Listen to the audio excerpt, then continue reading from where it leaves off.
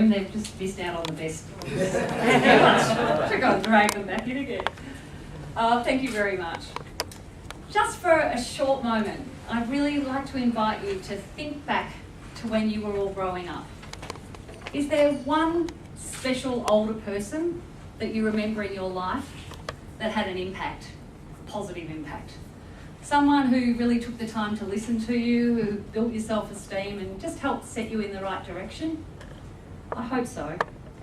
And to put that into context, I'd like to share with you a snapshot of a day I had yesterday where I met and visited some very special older people at some schools. I started off in the disadvantaged suburb of Corio in Geelong. And as I approached the school library, I saw 3 young boys, probably aged between 8 and 12, and they were sitting at a table with a much older man. He looked like a classic grandfather figure, probably in his 70s. And they were deeply engaged in conversation. I've no idea what they were talking about, but they were riveted, they were really connected. Now, the teacher tells me that none of those 3 boys have a father figure in their life. They're normally very disruptive, have major behavioural issues, but you could have fooled me when I watched them sitting there at that table. In the next room, I met a great teacher who had about 8 kids aged 7, and next to each one of those students was an older person, helping them with reading and writing. The room was full with bean bags and hula hoops and all these amazing colour things. And it turns out these kids are part of a Lucky Learners program.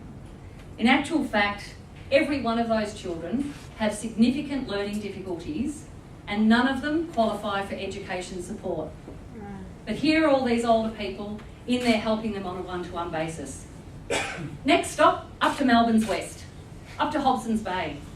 And I met there with an English second language teacher, and she took me into a class where there's this beautiful woman in her maybe late 50s, and she's sitting with 4 refugee teenage girls, 2 from Tibet and 2 from the Horn of Africa. Now, all of these kids could read basic English, but none of them could actually understand or comprehend the words that were coming off those pages. Not one of those students have a parent at home that speaks English, that reads English. And we heard Victoria talk about those statistics of refugee kids. Not one of those children have a grandparent in Australia. My last stop was Glenroy Secondary College. Not sure if any of you know it. It's out towards the Broadmeadows boundary there. And I met with this amazing maths teacher. And she took me into a room, and there in this room were 6 year 11 and 12 kids from many different cultural backgrounds.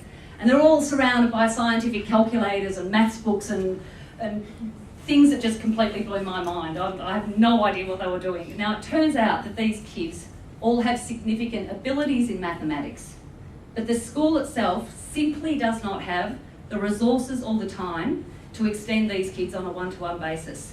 And here was this beautiful man helping these kids prepare for their exams and giving them his time.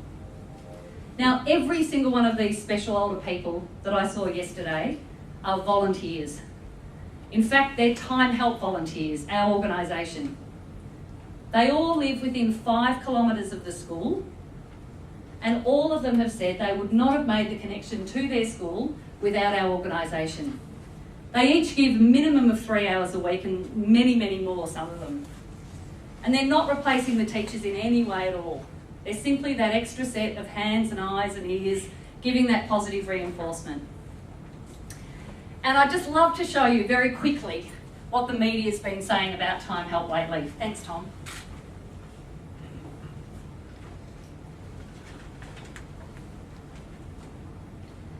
Now, I'm not sure how many of you... Next slide, thanks, Tom.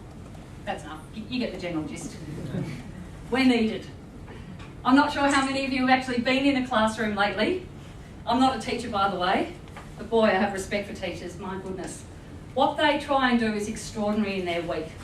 Teachers have a new national curriculum. It's absolutely packed to the rafters.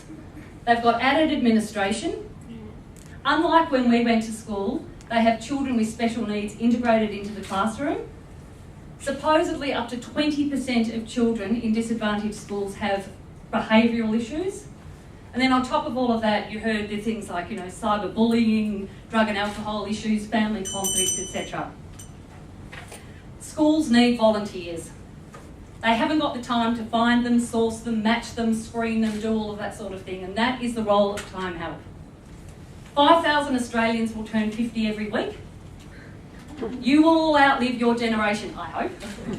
This is such a simple idea, connecting two generations for health and wellbeing benefits. Imagine one older person in every classroom in Australia that needs it. What a great idea. But right now, I invite you to help us out. We need 70 more volunteers in 7 schools in Moreland, Geelong and Hobsons Bay next year. For $10,000 we can do that, and we can give 10,000 hours of volunteer time back to young people who may otherwise fall through the cracks. Australia needs a resilient population, you know it all, that reads well, etc. We just invite you to help us, and thank you very, very much for this opportunity.